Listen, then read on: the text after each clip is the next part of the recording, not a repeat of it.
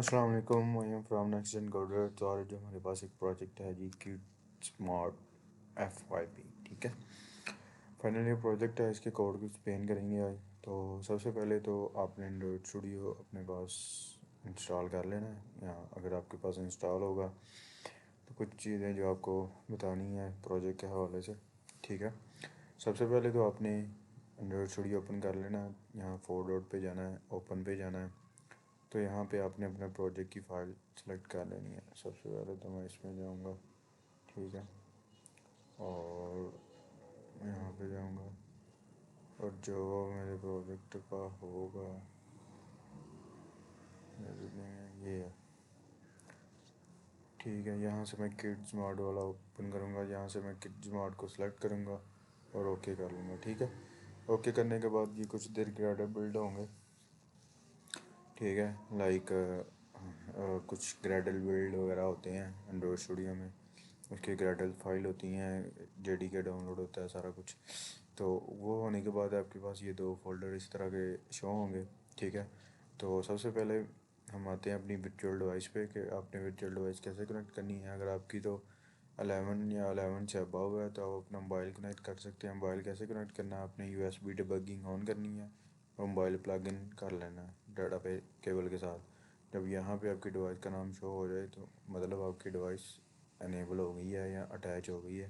तो यहाँ से आप अपना प्रोजेक्ट रन कर लें। अगर आपने वो नहीं करना तो यहाँ से आपने जाना new, create new virtual device. यहाँ से आपने कोई भी मिनिमम सेलेक्ट कर लेनी है, लाइक ये 3 वाली सेलेक्ट कर लेनी है, पिक्सल 3। नेक्स्ट अपना वर्जन जो एंड्रॉयड वर्जन है वो आपने यहाँ पे डाउनलोड कर लेना है। ये 1.5 GB का होता है। ठीक है, उसके बाद ओके कर लेना है और वो आपकी डिवाइस जो है वो क्रिएट होकर यहाँ पे शो हो जाएगी। ठीक है, ये सब करने के बाद तो हम चलते हैं अपने ऐप लेवल पे। इसमें सबसे पहले मैनिफेस्ट फाइल है। मैनिफेस्ट फाइल के बारे में क्वेश्चन पूछे जाते हैं कि मैनिफेस्ट फाइल क्या होती है। सबसे पहले तो इसमें हम परमिशंस वगैरह लेने के लिए यूज़ करते हैं हम इसको परमिशन के लिए। ठीक है, और दूसरा एप्लीकेशन टैग होता है जिसमें हमारी सारी एक्टिविटी आती हैं, एप्लीकेशन का नाम आता है और एप्लीकेशन का लोगोज वगैरह आता है। ठीक है, ये हमारे पास सारी एक्टिविटीज़ इसमें शो होती हैं। और इंटेंट फ़िल्टर वो वाला होता है कि जहाँ पे हमने लगानी होती है। ये इंटेंट फ़िल्टर इसलिए काम होता है कि कौन सी एक्टिविटी हमने पहले लॉन्च पे स्टार्ट करवानी है। ठीक है, जैसे कि अभी स्प्लैश एक्टिविटी लगी हुई है तो वो स्प्लैश स्टार्ट होगी। ठीक है, उसके बाद जावा का फ़ोल्डर आ जाता है। सबसे पहले फ़ोल्डर के अंदर आपकी वो सारी जावा का कोड होगा। ठीक है, कि जावा की कोडिंग वगैरह। और उसके बाद हमारे पास आर का फ़ोल्डर आ जाता है जिसमें हमारी सारी डिज़ाइनिंग लेआउट्स वगैरह होती हैं, लाइक कलर्स हो गए, ट्राइबल हो गए, फ़ॉन्ट हो गए, लेआउट्स। ठीक है, और उसके बाद मेन्यू, मैप, वैल्यूज़। ठीक है, और XML वगैरह। उसके बाद ग्रेडल स्क्रिप्ट आता है। ये हमारे पास ग्रेडल होता है। ग्रेडल ऐप लेवल होता है और एक प्रोजेक्ट लेवल होता है। ऐप लेवल के अंदर हम अपनी डिपेंडेंसीज वगैरह को ऐड करते हैं, जिस तरह हमने ये ऐड की है, फैंसी टोस की हुई है, क्लाउड की हुई है, मटेरियल सर्च बार की हुई है। ठीक है, ये फायरबेस डेटाबेस है, ऑथेंटिकेशन है, ये सारी जो डिपेंडेंसी वगैरह प्रोजेक्ट ऐप लेवल पे हम इसको अनेबल करते हैं। और इसमें हमारे पास जो होता है वो होता है AGP, Gradle AGP, Android Gradle application. ठीक है, प्लगइन, ग्रेडल प्लगइन हमारे पास 8.6.1 है। ठीक है, ये भी आपने अपना मैच करना होता है। कुछ के पास पुराना एंड्रॉयड स्टूडियो होगा, उनके पास ये और होगा, कुछ के पास न्यू होगा। वो न्यू वाला तो अपडेट हो जाता है, जिसके पास पुराना होता है वो फिर उनको डाउनग्रेड करना पड़ता है। तो ये सीन होता है। ठीक है, उसके बाद हमारे पास आ जाता है जी, सबसे पहले हम अपनी स्प्लैश एक्टिविटी पे जाएंगे। ठीक है, एक्टिविटीज़ को ओपन किया, यहाँ पे हमारे पास आ गई स्प्लैश एक्टिविटी। यहाँ से हम अपने जावा के कोड में गए हैं। ठीक है, अब जावा के कोड के बाद हम अपनी इसी के XML के कोड को कैसे ओपन कर सकते हैं। ठीक है, अगर इसी का XML का कोड आपने ओपन करना है तो यहाँ पे स्प्लैश बाइंडिंग जो होगी इसको Ctrl+V करना है, तो आप इसकी एक्टिविटी स्प्लैश मतलब के डिज़ाइनिंग के लेआउट पे आ जाएंगे। और दूसरी तरफ आर के अंदर जाए, हमारे पास ये लेआउट होगा, यहाँ से आपको ढूंढनी पड़ेगी कि आपकी एक्टिविटी स्प्लैश ये वाली है। ठीक है, अब हम इसके कोड को थोड़ा सा समझते हैं कि इसमें क्या किया हुआ है। सबसे पहले तो इसमें सिंपल सी कंस्ट्रेंट लेआउट होती है। कंस्ट्रेंट लेआउट के बारे में आपको पता होना चाहिए। और उसके बाद लीनियर लेआउट है और उसके बाद रिलेटिव लेआउट है। ठीक है, कंस्ट्रेंट लेआउट में ये होता है कि ये हमारे पास एक पेरेंट होती है और जो हमारे चाइल्ड होते हैं हम उनके कंस्ट्रेंट को एक दूसरे के साथ अटैच करते हैं। जिस तरह ये है, ये पेरेंट के साथ और पेरेंट के साथ, इसी तरह हम एक दूसरे व्यू के साथ इनको कंस्ट्रेंट करते हैं। और लीनियर लेआउट के अंदर हमारे पास होती है ओरिएंटेशन, ठीक है। वो ओरिएंटेशन के लिहाज से ऑटोमेटिकली कंस्ट्रेन होते जाते हैं एक दूसरे के साथ। मिसाल के तौर पर अगर तो हमारे पास और वर्टिकली है तो सारे जो हम अपने चाइल्ड रखेंगे, लाइक ये एक टेक्स्ट व्यू चाइल्ड है, उसके बाद इसके अंदर एक और टेक्स्ट व्यू रखेंगे तो वो ओरिएंटेशन वर्टिकल सेट की होगी तो ये नीचे आ जाएगा उसके, ठीक है। जबकि कंस्ट्रेन लेआउट में हमने उसको खुद सेट करना होता है कि ये कहाँ पे शो होगा, ठीक है। ये हमारे पास एक्टिविटी आ गई। उसके बाद ये बैकग्राउंड कलर है, ठीक है। आपको बैकग्राउंड कलर का चेंज करना कभी बोला जा सकता है कि ये होल स्क्रीन का बैकग्राउंड कलर चेंज करके दिखाएं, तो ये आपके पास जो सबसे ऊपर पेरेंट पे होगी ना, इसको आपने देख लेना है, ठीक है। इसको कैसे करना है, यहाँ पे आप इसको क्लिक करेंगे, कस्टम पे जाएंगे, यहाँ पे आप इसको आसमानी कलर देंगे तो ये चेंज हो जाएगा, ठीक है। ये हमारे पास कलर चेंज करने की है। उसके बाद टेक्स्ट व्यू आ जाता है कि टेक्स्ट शो करवाने के लिए, यहाँ पे हमने इसको टेक्स्ट दिया हुआ है किड्स ऐप, ये हमने एक स्ट्रिंग में रखा हुआ है, इसको जाके यहाँ से आप चेंज भी कर सकते हैं। और उसके बाद इसको टेक्स्ट कलर हमने दिया हुआ है, इसको टेक्स्ट कलर आप भी चेंज कर सकते हैं, ठीक है। ये हमारे पास एक्टिविटी स्प्लैश है और ये हमारे पास इसके जावा भी कोड है। अब बाइंडिंग इनेबल की है, फाइंड व्यू बाय आईडी की रिप्लेसमेंट है ये, ठीक है। पहले हमें क्या करना पड़ता था कि हर एक जो भी हमने ऑब्जेक्ट डाटा एक्सएमएल में रखा उसको एक आईडी लाजमी अपने देनी है, उसकी हमने यहाँ पे हर एक की ऑब्जेक्ट की आईडी गेट करनी पड़ती थी, जबकि अब हमें हमें नहीं करनी पड़ती बाइंडिंग के जरिए।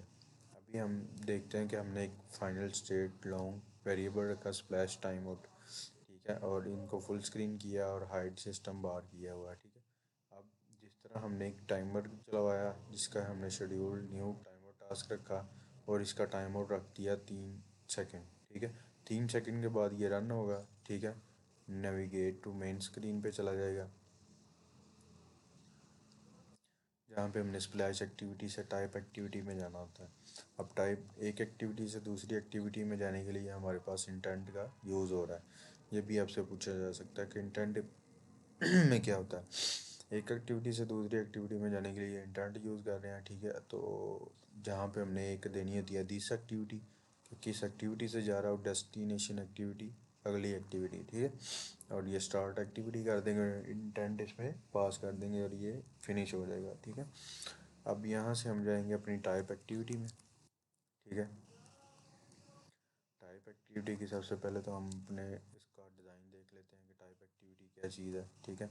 इसमें हमारे पास एक यूज़र है और एक एडमिन है, इसको ऐसा, ठीक है। अब इसमें हमारे पास एक यूज़र है और एक एडमिन है। अब हमारे पास पहले मैंने आपको बताया था कि कंस्ट्रेन लेआउट है, ठीक है। सेम टू सेम ये हर एक में इसी तरह यूज़ होगी। कंस्ट्रेन लेआउट है, ठीक है। तो कंस्ट्रेन लेआउट के बारे में बता दिया हुआ और उसके बाद बैकग्राउंड कलर का जो आपको पहले बताया कि मेन का बैकग्राउंड कलर कैसे चेंज करना है, ये भी उसी में है। अब दूसरी तरफ आ जाता है हमारे पास एक बटन, ठीक है। तो बटन का कलर चेंज करना भी आपको बताया जा सकता है कि आप एक बटन का कलर चेंज करके हमें दिखा दें ये बैकग्राउंड जो उसको दिया हुआ है हमने ग्रे नीच। तो सबसे पहले तो इसको हमने एक आईडी प्रोड्यूस की हुई है, दी हुई है, ठीक है। आईडी एक देनी लाजमी है क्योंकि हमने इससे जावा के कोड में इसको प्रोसेस में लेके आना कि इस पर क्लिक करने पे हमें क्या एक्शन परफॉर्म करना है, ठीक है। तो उसके बाद हमारे पास इसमें एक प्रॉपर्टी आ जाती है बैकग्राउंड। बैकग्राउंड में आप देखेंगे कि हमने इसको ड्राइबल दिया हुआ। ड्राइबल का मतलब ये होता है कि आप कोई भी पिक्चर्स इंपोर्ट करके यहाँ पे रख सकते हैं ड्राइबल के फोल्डर में, ठीक है। या आप इनको कस्टम शेप दे सकते हैं, जैसा कि अभी आईडी में जाइकन ये हमने इंटरनेट से डाउनलोड करके यहाँ पे रखी हुई है, ठीक है। और अगर आप बटन बैकग्राउंड का देख लें तो हमने इसको खुद से क्रिएट किया हुआ है, ठीक है। ये नहीं है बटन वीजी एजेस, जैसा कि आप ये देख सकते हैं कि ये हमने खुद से क्रिएट किया हुआ है, ठीक है। अब ये हमारे पास आ जाते हैं, हम इसको खुद से क्रिएट कर सकते हैं। अब इनका कलर कैसे चेंज करना होता है, ठीक है। अब आपने इसको देख लेना, अगर तो ड्राइबल है तो इसके हमने अगले ड्राइबल के अंदर कंट्रोल भी करके चला जाना है, ठीक है। अब इसके कलर को हमारे पास ये दो कलर आ रहे हैं, हम इनको चेंज कर सकते हैं। यहाँ से आप कोई भी कलर देंगे हम नीचे वाला भी देंगे तो वहाँ पे कलर जो है वो उसका चेंज हो जाएगा। इसी तरह हमारे पास जो एक और बटन नीचे सेम टू सेम उसी तरह ही है, ठीक है। इसी तरह आपका भी इसको भी आप ट्राई कर लेना। अब हम आ जाते हैं अपने टाइप एक्टिविटी के जावा के कोड में। तो सबसे पहले तो इसमें बाइंडिंग यूज़ की हुई है, उसी तरह कि हमें आईडी फाइंड व्यू बाईडी यूज़ ना करनी पड़े। उसके बाद हमने प्रेफरेंस मैनेजर एक क्लास बनाई है प्रेफरेंस मैनेजर की, ठीक है, पब्लिक क्लास है प्रेफरेंस मैनेजर, जिसमें हमने शेड प्रेफरेंसेस को यूज़ किया हुआ है। मतलब कि ये डेटाबेस टाइप ही होती है, ठीक है, जिसमें हमने अपना कुछ वक्ती तौर पे अपना डाटा जो है वो स्टोर करवाना होता है। तो इसके लिए हमारे पास होती है एक प्रेफरेंस नेम, ठीक है, प्रेफरेंस को नेम देना होता है। प्रेफरेंस मैनेजर का हमने एक कंस्ट्रक्टर मतलब एक मेथड बना लिया जिसके कंस्ट्रक्टर में हमने कॉन्टेक्स्ट पास कर लिया। कॉन्टेक्स्ट मतलब कि एक्टिविटी का कॉन्टेक्स्ट हो सकता है, सर्विस का कॉन्टेक्स्ट हो सकता है।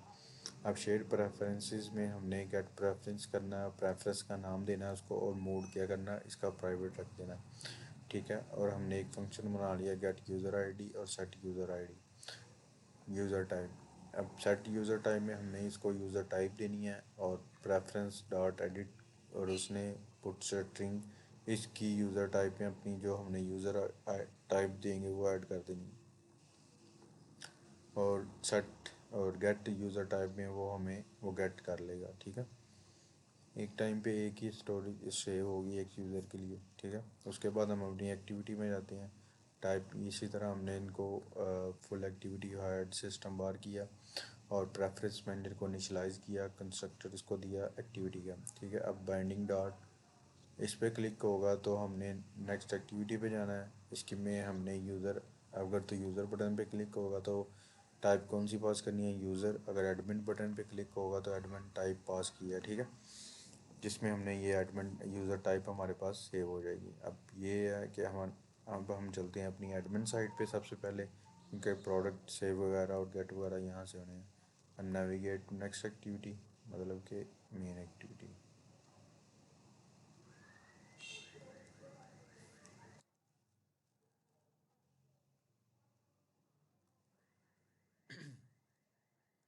मेन एक्टिविटी में सबसे पहले तो वो मेरे ख्याल से ये लॉगिन एक्टिविटी है, ठीक है। अब हम लॉगिन एक्टिविटी को देखते हैं इस तरह, कंट्रोल बी करके टाइप को भी किया और इसको भी किया, ठीक है। अब ये हमारे पास कौन सी आ गई है, लॉगिन एक्टिविटी। अब इसको हम समझते हैं थोड़ा सा।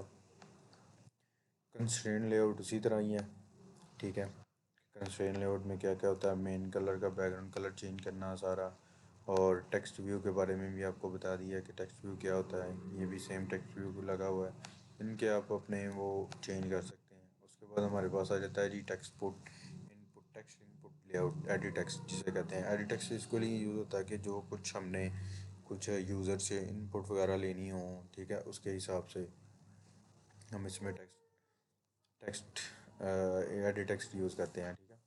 और दूसरी तरफ हमारे पास आ जाता है एक और टेक्स्ट व्यू हमारे पास पासवर्ड का, जिसके ये ऊपर वाली में हमने ईमेल लेनी है, दूसरी में हमने पासवर्ड लेना है। और उसके नीचे हमारे पास आ जाता है जी ऐप कॉम्पैक्ट बटन, ठीक है। ये हमारे पास बटन आ गया, बटन का भी आपको समझा दिया कि किस तरह आपने कलर चेंज करना है। और उसके बाद एक टेक्स्ट व्यू है, ठीक है, डोंट हैव अकाउंट, और साइन अप का बटन है। और इसके नीचे हमारे पास एक प्रोग्रेस बार है, जब हम साइन अप पे क्लिक करेंगे तो ये प्रोग्रेस बार जो है वो होगा, ठीक है। अब हम चलते हैं अपने इस पे।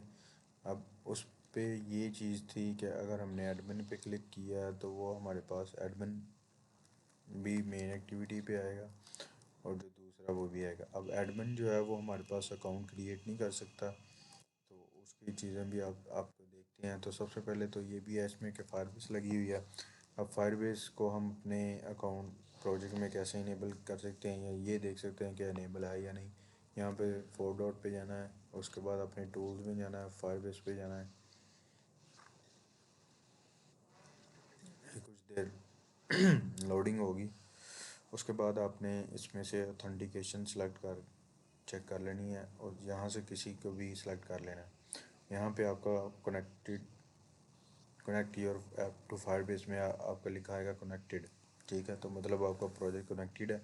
अगर नहीं होगा तो इस पर क्लिक करके आगे आप अकाउंट स्टूडेंट बना के उसमें आप अपना डाटा लाट के तो ये आप उसको कनेक्ट कर सकते हैं। इतना मुश्किल काम नहीं है, ठीक है। उसके बाद हमारे पास आ जाता है प्रेफरेंस मैनेजर की। उसी तरह हमने क्लास बनाई, क्लास जो क्रिएट की है उसका एक ऑब्जेक्ट बनाया, और इसी तरह फायरबेस ऑथेंटिकेशन, ये फायरबेस का ऑथेंटिकेशन का एक होता है, उसको हमने ऑब्जेक्ट बनाया।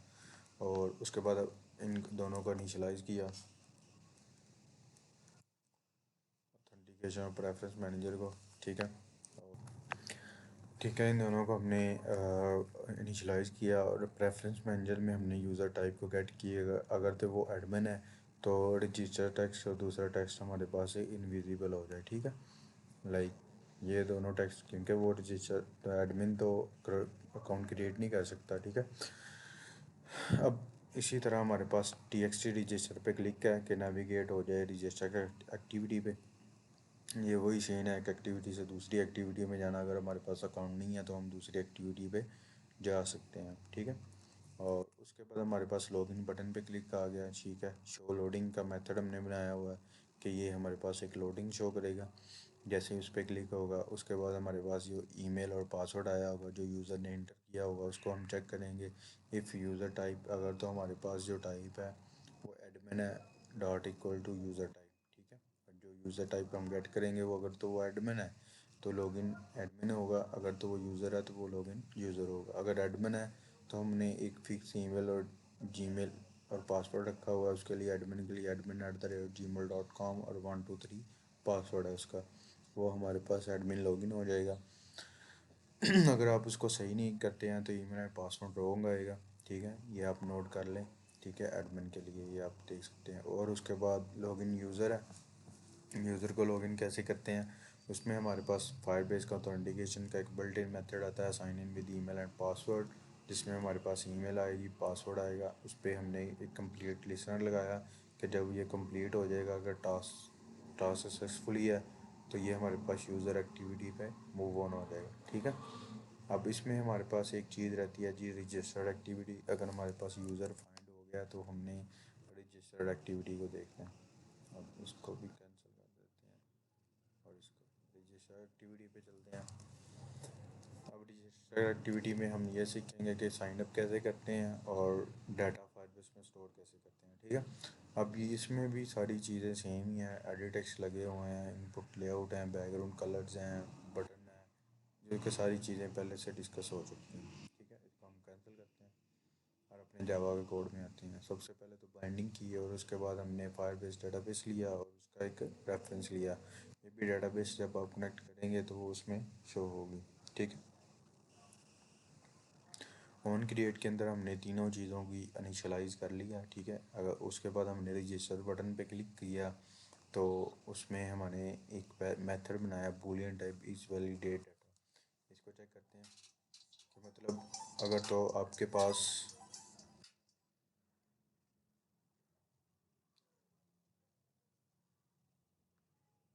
अगर आपके पास ये डाटा मौजूद नहीं है तो वो इसमें शो होगा, ठीक है।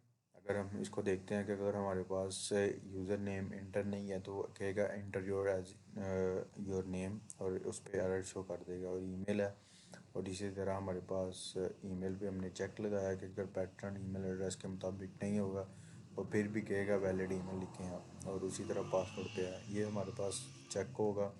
उसके बाद चेक होने के बाद अगर तो ये हमें ट्रू रिटर्न करता है तो फिर वो रजिस्टर यूज़र के मेथड में जाएगा।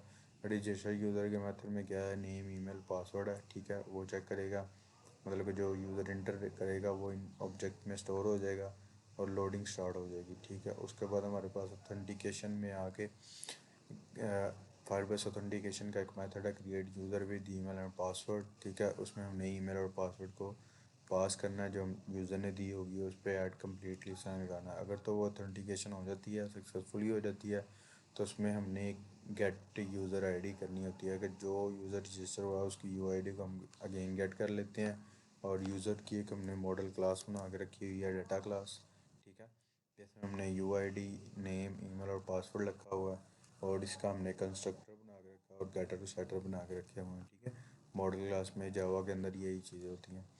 और उसके बाद हमने ये तीनों चीज़ें, चारों चीज़ें इसमें पास कर दी और हमने एक चेक लगा दिया कि ये नल नहीं होना चाहिए, ठीक है।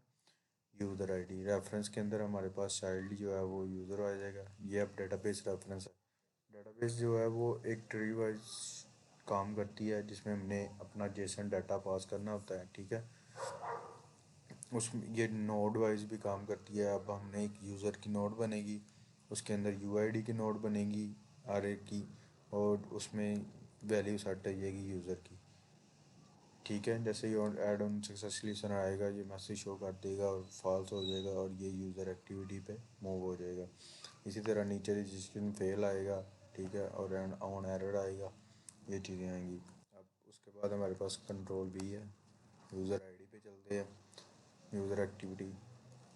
सबसे पहले हम इस एडमिन को देख लेते हैं, एडमिन की एक्टिविटी को, ठीक है। अब हम एडमिन पे मूव हुए हैं, एडमिन को देखते हैं यहाँ पे, इन सारी चीज़ों को हटा देते हैं।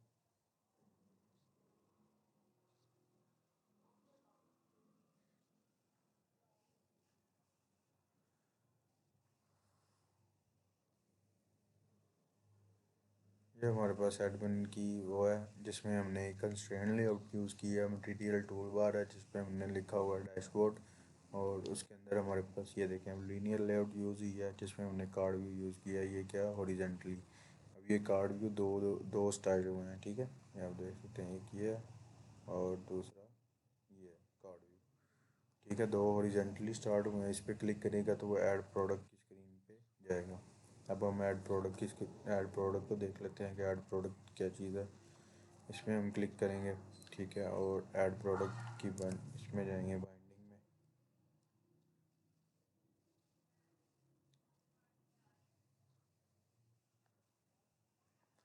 तो ये हमारे पास प्रोडक्ट है, ठीक है, जिसमें हमने बैकग्राउंड कलर सेट किया हुआ है और स्क्रॉल व्यू लगाया हुआ है। स्क्रॉल व्यू इसलिए होता है कि अगर आपकी स्क्रीन का साइज़ छोटा है और जो इसमें इंटेंट्रीज हैं वो बड़ी हैं, तो ऑटोमेटिकली स्क्रॉल स्टार्ट कर देगा, ठीक है।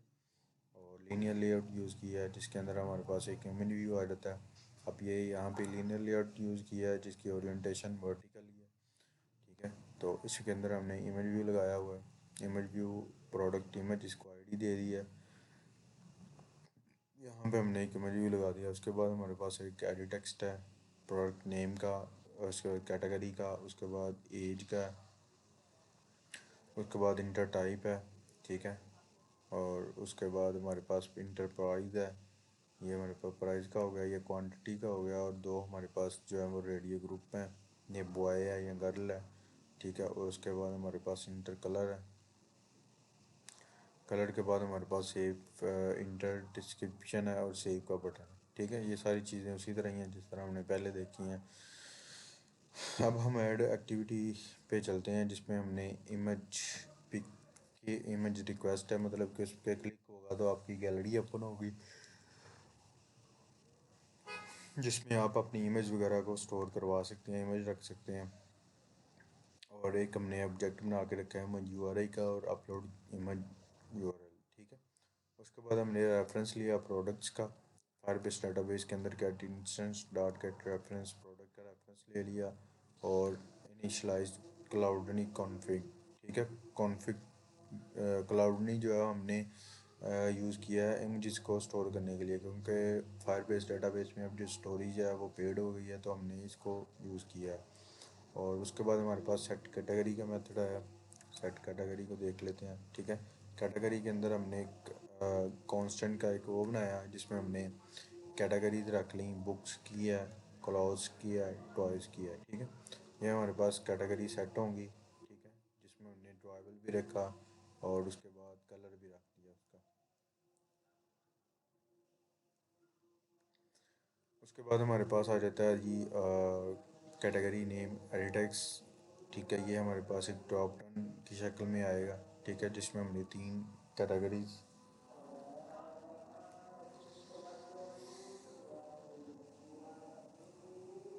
ठीक है, यहाँ पे हमारे पास वो आएंगी, शो होंगी। और ऑन प्रोडक्ट पे जब पिक पे क्लिक होगा तो ओपन फाइल चूज़र आएगा, जिस पे ओपन फाइल चूज़र को हम देख लेते हैं इस मेथड में क्या है। वो हमारी images start activity intent chooser करेगा और सेलेक्ट पिक करे पिक्चर करेगा, ठीक है। और ऑन एक्टिविटी रिज़ल्ट का ये कॉल होता है, ठीक है, जिसमें हमारे पास रिज़ल्ट को रिक्वेस्ट कोड जो हमने ऊपर दिया हुआ उसके बराबर हो, रिज़ल्ट ओके हो और डाटा नॉट नल हो, तो उसमें जो यूआरआई आएगी वो हमारे पास इमेज यूआरआई में सेव हो जाएगी।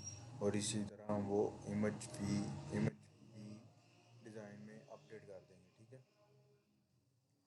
तो यहाँ से हम इसको वैलिडेट को भी चेक कर लेते हैं और एक्टिविटी रिज़ल्ट भी हो गया, ये तीनों चीज़ें हो गई हैं। उसके बाद हमारे पास आ जाता है जी इनिट कॉन्फ़िग, ये हमारे पास इनिशियलाइजेशन कॉन्फ़िग है, ठीक है। यहाँ पे आप अपना क्लाउडनी पे क्लाउड बना के आप अपना रख सकते हैं, ये फ़िलहाल मेरी लगी हुई है, ठीक है। उसके बाद हमारे पास सेव बटन है, इस पर क्लिक होगा तो इस वैलिडेट उसी तरह चेक होगा जिस तरह रजिस्टर में आपको चेक करवाया। उसके बाद अपलोड टू क्लाउडनी, ठीक है। यहाँ पे हमारे पास क्लाउडनी के मेथड आ जाते हैं। यहाँ पे डायलॉग वो लोडिंग डायलॉग शो होगा और मीडिया मैनेजर जो है वो यूआरआई को अपलोड करेगा, उसमें हमने कॉल बैक देगा on start on progress on success. तो ऑन सक्सेस के अंदर हमने कहना है कि result dot get secure URL करेगा और उसी तरह हम हमने अपनी सेव टू डेटाबेस में कर लेंगे। ये मेथड बना के जो यूज़र इसमें गेट ऑब्जेक्ट्स में करेगा उसको हम अपनी प्राइस को उसमें कन्वर्ट कर लेंगे और रेफरेंस और जो हमने प्रोडक्ट का एक नोट बनाई थी उसमें ये सारा data as a reference product reference पास कर देंगे। तो जब ये सक्सेसफुली रन हो जाएगा तो प्रोडक्ट सेव सक्सेसफुली, अगर तो नहीं होगा तो फेल टू सेव प्रोडक्ट, ठीक है। ये तरीका था ऐड करने का। अब हम चलते हैं अपने यूज़र की एक्टिविटी में। यूज़र की एक्टिविटी में सबसे पहले तो हम इसके डिज़ाइन को देखते हैं। डिज़ाइन में हमने लिखा हुआ होम है, कैटेगरी है, कार्ट है और ऑर्डर मैनेजमेंट है, ठीक है। तो सबसे पहले तो हमने एक फ्रेम लेआउट दिया जिसकी हमने आईडी रखी कंटेनर, क्योंकि फ्रेम लेआउट के अंदर हम फ्रैगमेंट्स इस इधर फ्रैगमेंट यूज़ किए हैं, तो ये ज़्यादातर इधर फ्रेम लेआउट और फ्रैगमेंट की स्विचिंग के लिए यूज़ होती है। और उसके बाद नीचे जो बॉटम नेविगेशन है, ठीक है, ये बॉटम नेविगेशन बार ली हुई है, इसको आप देख लेना कि बैकग्राउंड कलर ने ये सेट किया है। उसके बाद आइटम टेक्स्ट कलर है, आइटम आइकॉन टिंट है, जो सिलेक्टेड होगा उसका ऑरेंज होगा, नहीं तो बाकी ब्लैक हो गया। उसके बाद हमने एक मेथड बनाया लोड फ्रैगमेंट, जिसमें हमने होम फ्रैगमेंट को लोड करवाया हुआ है, बाकी जिस जिस पे क्लिक होगा तो वो शो होता जाएगा। अब हम अपने होम फ्रैगमेंट पे चलते हैं। होम फ्रैगमेंट होम फ्रैगमेंट के अंदर हम सबसे पहले तो इसकी कोड को देखते हैं कि होम फ्रैगमेंट के अंदर हो क्या, ठीक है। सबसे पहले तो हमारे पास ये ऊपर एक सर्च बार आएगी, ठीक है, मटेरियल सर्च बार है, ठीक है, जिसमें हमने यूज़ करना है। और नेस्टेड स्क्रॉल व्यू है, ये भी उसी तरह स्क्रॉल व्यू की तरह काम करता है। और नीचे हमारे पास लीनियर लेआउट के अंदर एक रिसाइकलर व्यू है। रिसाइकलर व्यू किस लिए यूज़ होता है कि large number of item list show करवाने के लिए हम रिसाइकलर व्यू का यूज़ करते हैं, ठीक है। इसके लिए तीन चीज़ों की ज़रूरत होती है। एक तो हमारे पास अडाप्टर क्लास होनी चाहिए, ठीक है, और दूसरी एक मॉडल क्लास होनी चाहिए, ठीक है। तो ये हमारे पास नीचे एक प्रोग्रेस बार है और नीचे एक इमेज व्यू का एम्प्टी स्टेट, जब कोई वैल्यू नहीं होगी तो ये एम्प्टी स्टेट वाली शो होगी। अब होम फ्रैगमेंट के आने के बाद सबसे पहले तो आपको देखना ये कि प्रोडक्ट अडाप्टर क्या होता है। अडाप्टर के अंदर हम इसको चलते हैं। प्रोडक्ट अडाप्टर में हमारे पास आ जाता है रिसाइकलर व्यू, ठीक है। उसको हमने एक अडाप्टर पास करना होता है, एक व्यू होल्डर पास करना होता है। व्यू होल्डर क्या होता है, एक कस्टम लेआउट होती है कि हमारा डाटा किस तरह शो होगा, ठीक है। तो ये हमारे पास कस्टम लेआउट है जिसमें हमारे पास एक इमेज व्यू है, टेक्स्ट व्यू होगा, उसका नाम होगा और उसकी प्राइस होगी, ठीक है। ये हमारे पास आइटम प्रोडक्ट आ गई, सारा डाटा हमारा इसके टाइप शो होगा। अब इसमें हमारे पास एक कॉन्टेक्स्ट है, एक लिस्ट है और आइटम लिस्नर हमने एक इंटरफेस बनाया है। इसका हमने एक कंस्ट्रक्टर जनरेट कर लिया क्योंकि ये कंस्ट्रक्टर ही उसमें हमारी दूसरी चीज़ों में गेट होगा। अब ये प्राइवेट व्यू होल्डर भी इसका अपना खुद का मेथड है जिसमें हमने एक आइटम लेआउट पास करनी होती है। और बाइंड व्यू होल्डर जो होता है वो लिस्ट डाटा उठा के व्यूज़ में बाइंड करता है, ठीक है। अब हमने प्रोडक्ट का एक वो बना रखा है मॉडल क्लास। आपको प्रोडक्ट की ये हमारे पास प्रोडक्ट की सारी जो है वो मेन क्लास है, ठीक है। इसको हमने डिज़ाइन किया हुआ है गेटर सेटर से। उनके मुताबिक हमारे पास ये चीज़ें सारी होनी चाहिए। अब हमारे पास जो है वो प्रोडक्ट में से जो प्रोडक्ट की पोजीशन होगी और ग्लाइड के जरिए, ये ग्लाइड हमने लाइब्रेरी यूज़ किया है, मोस्टली यूज़ होती है यूआरएल को लोड करवाने के लिए, इमेज यूआरएल को, ठीक है। और दूसरे हमारे पास लेबल है, सेट टेक्स्ट है, गेट नेम है, ठीक है। और उसी तरह हमारे पास प्राइस है, और आइटम व्यू पे जब क्लिक होगा तो ये लिसनर वाला item product code get ID कर लेगा। ये हमारे पास प्रोडक्ट लिसनर है, ठीक है। ये चीज़ें हैं। उसके बाद हमारे पास होम फ्रेगमेंट आ गया, तो ये अडाप्टर को कॉल करवा के उसका एक ऑब्जेक्ट बना लिया, लिस्ट एक रख ली डमी, ठीक है, जिसमें हमने मॉडल क्लास पास करनी होती है, प्रोडक्ट और डाटाबेस रेफरेंस रख लिया। अब रेफरेंस को भी इनिशियलाइज़ किया, प्रोडक्ट को भी किया, और जो रिसाइकलर व्यू है उसमें हमने लेआउट मैनेजर, मतलब कि लेआउट सेट करने दिया, ग्रिड वाइज आएगी या लीनियर आएगी। तो हमने यहाँ पे ग्रिड रखा है जिसमें वो दो आइटम शो करवाएगा, और प्रोडक्ट लिस्ट में अडाप्टर सेट कर देना है। ये वाला प्रोडक्ट लिस्ट ये कौन सी है, ये रिसाइकलर व्यू का हमने आईडी दी है प्रोडक्ट लिस्ट। अब सर्च बार को भी देखते हैं फिलहाल। उसके बाद हमारे पास लोड प्रोडक्ट फ्रॉम फायरबेस, यहाँ पे हमारे पास एक्सटेंशन मैसेज के प्रोग्रेस बार जो हमारे पास शो होगा, ठीक है। और रेफरेंस पे value add value event listener, ठीक है, वैल्यू इवेंट लिसनर शो होगा। हमारे पास प्रोडक्ट जो पहले हैं वो क्लियर होंगे और सारे प्रोडक्ट एक लिस्ट में ऐड हो जाएंगे, ठीक है। और ये हमारे पास प्रोडक्ट अगर इम्प्टी है ये वाली लिस्ट, तो हमें इम्प्टी स्टेट शो करवा दो, नहीं है तो उसको हाइड करवा दो, ठीक है। अडाप्टर और नोटिफिकेशन होगा और हाइड हो जाएगा। ऑन कैंसिल पे भी यही सीन है। अब हमारे पास जो है सर्च बार पे जब क्लिक होगा तो उसमें हमारे पास ऑन सर्च कन्फर्म है, ऑन सर्च स्टेट चेंज है, ऑन सर्च कन्फर्म। क्यूरी जो हमारे पास उस तरफ आएगी, ये सर्च फ्रेगमेंट के अंदर जाएगी, ठीक है। और हम जो क्यूरी लिख के भेजेंगे वो हम उसमें पास करेंगे। और इसी तरह हमारे पास एक फ्रेगमेंट से दूसरे फ्रेगमेंट पे नहीं है, हमारे पास ये यूज़ होता है। हालांकि ये सिर्फ उसमें चेंज होता है फ्रेम लेआउट के अंदर।